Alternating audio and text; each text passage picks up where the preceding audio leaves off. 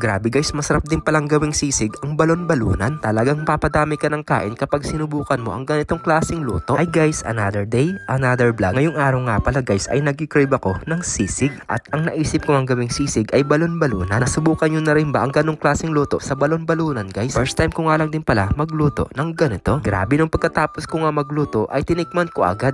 Grabe, sobrang sarap din pala. Kaya naghanda na nga din pala ako dito ng mga pangrecados tulad nitong sibuyas, bawang at saka nitong siling green haba. Tapos 4 na cloves ng bawang. Pinitpit ko na nga din pala ito guys gamit ang kutsilyo. Pagkatapos ginayat ko nga lang din pala ito ng pagganito.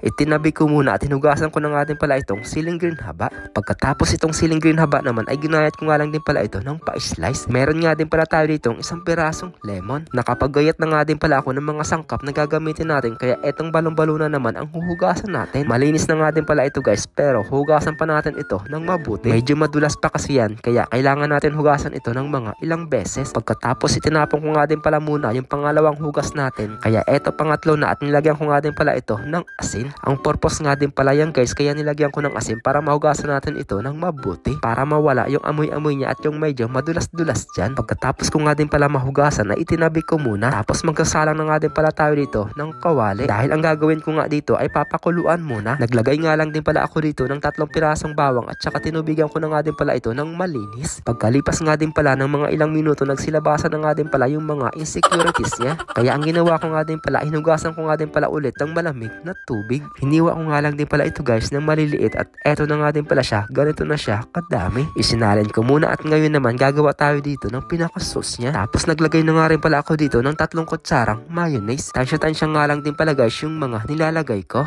Tapos konting toyo at saka netong oyster sauce. Yan kasi ang magpapadagdag lasa sa sisig natin. At syempre maglalagay din tayo dito ng pamintang durog. Naglagay din tayo dito ng kalahating lemon juice guys. Nag-add nga din pala ako dito guys ng konting asukal para magbalanse siya. Tapos minekos-mekos ko nga hanggang maging ganito na siya. Tinikman ko na nga din pala kung tama lang ba yung mga pangpalasa. Ayun, okay na nga din pala. Kaya magsasala na nga din pala tayo dito ng kawali. Hinati ko na nga din pala yung butter guys at isinungod ko na nga din pala itong balon-balunan. Nakalimutan ko nga din pala ilagay yung sibuyas at bawang kaya inihabol ko na lang. Tapos minekos-mekos ko nga hanggang siya maging golden brown. Pumuputok-putok pa nga guys nung binuksan ko. Ilalagay na nga din pala natin dito yung sibuyas at saka nitong siling green haba. Isusunod na nga din pala natin dito yung timpla nating sauce. At dahil templado na nga din pala ito guys, kaya mag-aantay na nga lang din pala tayo ng mga ilang minuto. Tapos may nakita pa nga akong isang pirasong itlog kaya kinuha ko na nga din pala ito para isama na natin dito para maging mukhang sisig talaga. Pero sisig naman talaga itong niluto natin guys. Grabe guys, habang binovoice over ko nga ito ngayon ay talagang nagalaway ako ulit. Parang gusto ko ulit magluto. Masarap din ito pang pulutan guys kung may alak. Syempre nasa Saudi tayo kaya bawal yan.